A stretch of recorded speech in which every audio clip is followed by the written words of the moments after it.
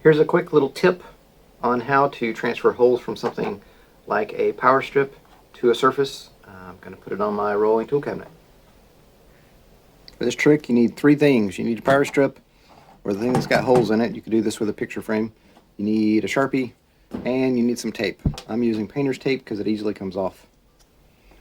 So take a piece of tape, and we're going to cover up the holes. This power strip has a little bit of a curve right here, so we're going to put the tape flat over the holes so that the gap, you can see right there, is not, or the tape doesn't go down into the gap, because this plane is the same as the mounting surface that we're going to attach the power strip to. So if we were to go down in here, we'd actually get a different length. And now we'll mark the holes. So originally I was going to mark the holes with Sharpie, which I did in two previous examples.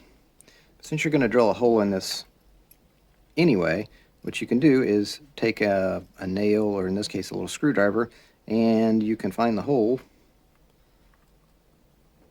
and the screwdriver is now in the hole, and that's where I want it to rest. And do the same thing on this end. And if you're not sure, I can come back, and there's the bigger hole, but that's the tight end that I want it to go into. Same thing here. So that's the end I want it to go into. So there are my holes. Just to prove that both of these methods work, here's the one I did with the Sharpie. Here's the one I did with the screwdriver. I think actually this one's a little bit more accurate. So this is the method I'm going to use, and it's here. Just remember, when you're removing this from the back of the power strip, since we have created holes that it may want to tear, so just be very careful when removing it. Alright, I'm going to try to get this started with a different screw. I do have a dimple. This is a different type of self-tapping screw. It's pointy. There. That's all I needed.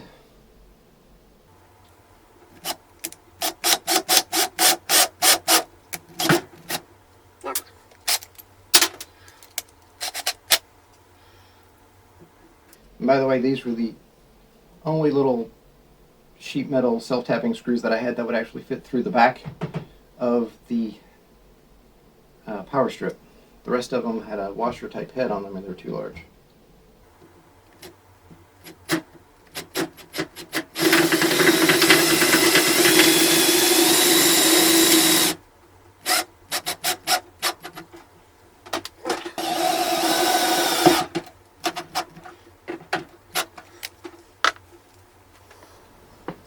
Once you have your screws in, all you have to do is tear the tape off. And I really should have checked to see if this was going to fit, but fingers crossed, did everything right.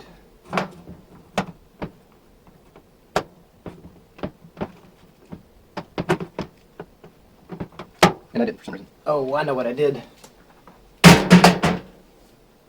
You guessed it, I screwed up the recording. I did have to re-drill one of the holes because I marked or measured from the wrong place on the tape. I got my ends confused or backwards. Not really sure what happened, but I figured it out, and ta-da! It's attached. This was my first time actually doing this, but with a little practice, I suspect if you do it more than one time, it would be a lot easier to do. Anyway, hope this helps.